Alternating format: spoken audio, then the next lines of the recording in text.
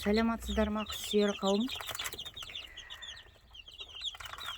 Мынау менің гүлдер каналымның жалғасы. Гүлді де өсіріп жатырмыз. Түсіретін уақыт болмай, қазір балапандарға жем берейін деп келгенім, содан сразу түсіріп жатырғаным.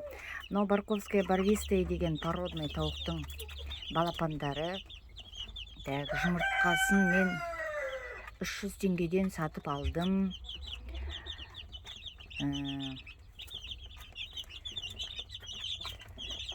Қанаттары шығып, уже өсіп қалды. Purinaның старт деген жемін беріп жатырмын.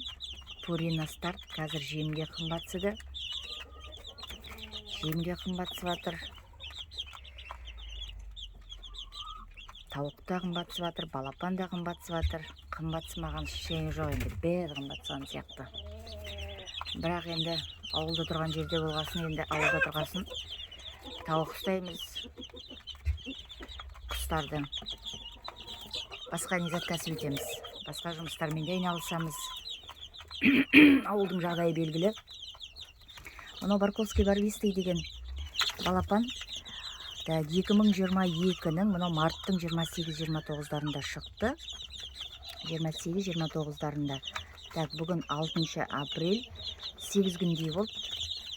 Пропойкасы жасалды. Пропойка деген жаңағы балапандар ауырмау үшін, ас қорыту жақсы болу үшін, ас алмасу жүйесі жақсы болу үшін. Бұлардың енді, бұлар да бала ғой, балапан іш өтеді, ауырады, жаңағыдай какашкасы артына қатып қалып ауырып жүреді, сондайлар болады. Сол болмау үшін балапандар шыққаннан кейін біздер бұған пропойка жасаймыз.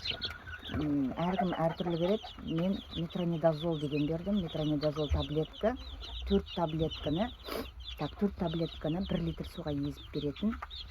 Әркім әртүрлі жасайды. Аскорбиновая кислота, глюкоза, тетрациклин, тағы бірдеңе қосып беретіндер бар екен, бірақ мен метронидазол бердім. Ауырмауына жақсы, балапандар шустрый, асырайын десеңіздер асырауға болады. Өте жақсы, өскенде де өте әдемі тауық болып өседі. Барковская барвистая немесе серебристый легорн деп айтады. Пропойкасы жасалып, қазір енді старт жемдерін жеп, 8 күн старт дейтін өте жақсы жем. Purinaның Ставропольский да бар, Ставропольский кішкене арзандау, оны да беріп жатырмыз. Қайсысына қолымыз жетеді, соны алып беріп жатырмыз. Ставропольский да бар, старт балапандарға беретін. Ай жарым уақытқа дейін бересізде, ай жарымнан кейін басқа жемге көшіреміз. Өзінің тағы жемдері бар. Сосын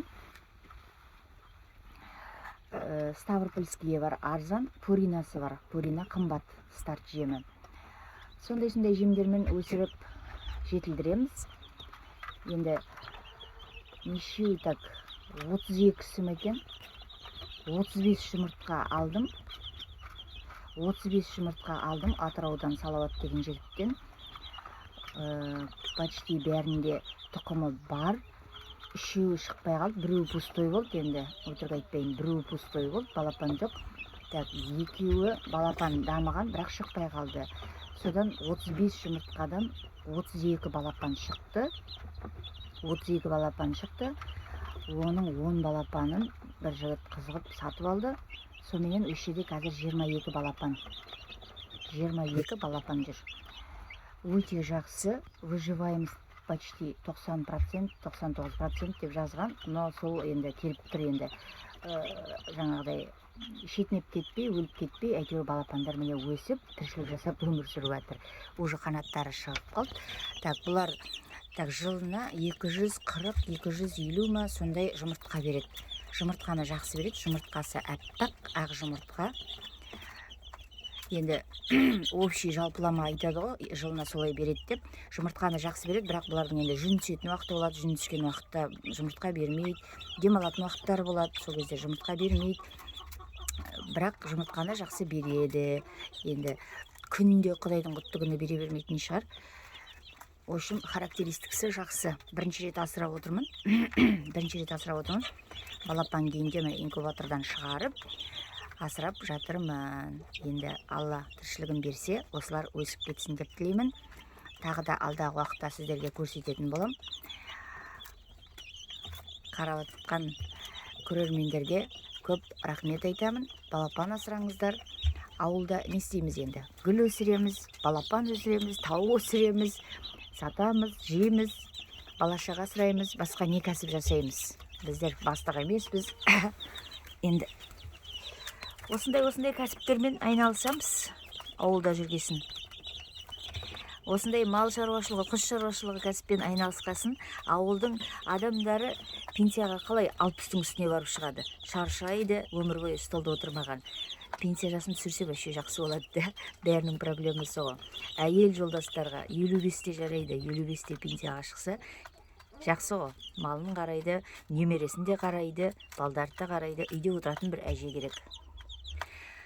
Ал проблема айтып кеткен дейсің. Бәрінің ойында жүрген, енді бұл мазалап жүрген ой ғой, пікір. Жақсылықта кездесейік, тыныштық заман болсын, соғыс болмасын. Алла тағала тек бізге тыныштық берсін. Сау, саламатта болыңыздар.